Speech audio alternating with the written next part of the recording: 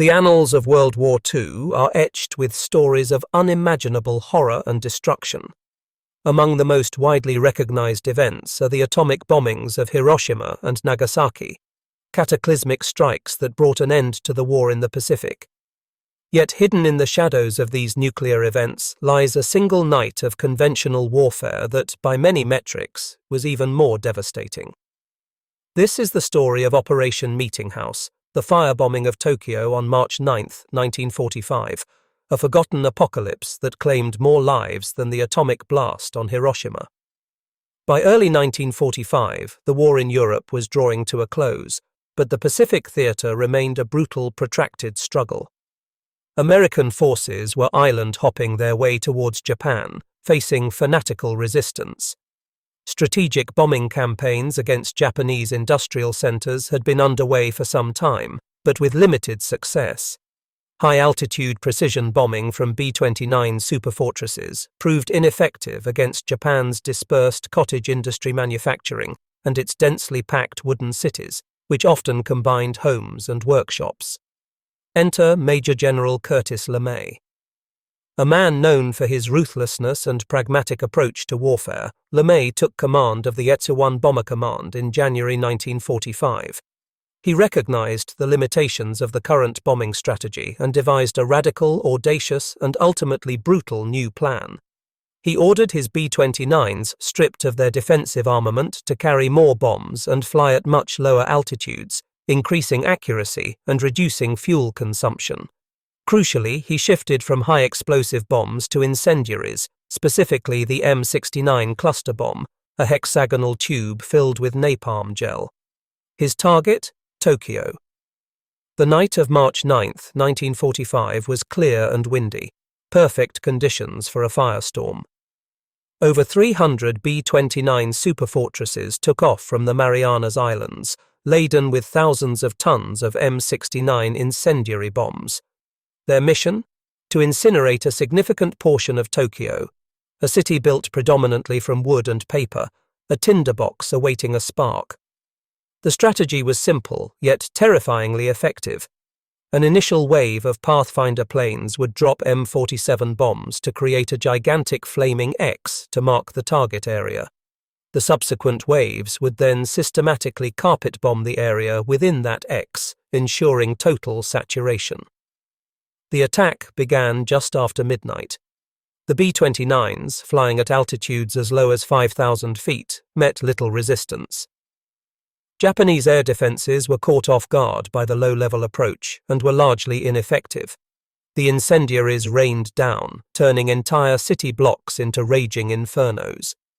The M69 bombs, once ignited, spewed molten napalm, sticking to everything they touched. Within minutes, individual fires merged, creating a monstrous, uncontrollable conflagration. This was no ordinary fire. It was a firestorm, a self-sustaining inferno so intense it created its own weather system. Hurricane-force winds, generated by the superheated air rushing upwards, ripped through the streets, fanning the flames and carrying embers across vast distances, starting new fires. People caught in the open were instantly incinerated. Those who sought refuge in canals, rivers, or bomb shelters found little respite. The water in the Sumida River reportedly boiled, and the air temperature at ground level reached hundreds of degrees Celsius. Asphalt melted and flowed like lava. Oxygen was sucked from the air, causing suffocation. Survivors recounted tales of unimaginable horror, people running, their clothes alight, diving into canals only to be boiled alive. Families huddled in concrete bunkers were baked to death. The sheer speed and intensity of the fire left little time for escape. By the time the last B-29 turned for home in the early morning hours, over 16 square miles of Tokyo had been utterly obliterated. The official Japanese estimate for fatalities was around 100,000, though many historians and researchers believe the true number was significantly higher, possibly exceeding 120,000 or even 150,000. To put this into chilling perspective, the atomic bombing of Hiroshima, 5 months later, is estimated to have killed between 70,000 and 100,000 people initially. Operation Meetinghouse was, in a single night, the deadliest air raid in human history. The devastation was absolute. More than a quarter of Tokyo's buildings were destroyed. Millions were left homeless. The attack crippled Japan's war production capability, not just by destroying factories, but by eliminating the workers who kept them running, many of whom lived and worked in the very areas targeted. Why then does Operation Meetinghouse remain largely overlooked compared to Hiroshima? The answer is complex. The atomic bomb represented a new, terrifying era of warfare, a single weapon capable of unparalleled destruction, thus capturing the world's imagination and fear. The firebombing, while devastating, was a culmination of conventional tactics, albeit executed with unprecedented ferocity. It lacked the singular, shocking novelty of nuclear annihilation. Yet the legacy of Operation Meetinghouse is a stark reminder of the indiscriminate brutality of total war. It illustrates the horrifying effectiveness of conventional weapons when applied with strategic ruthlessness.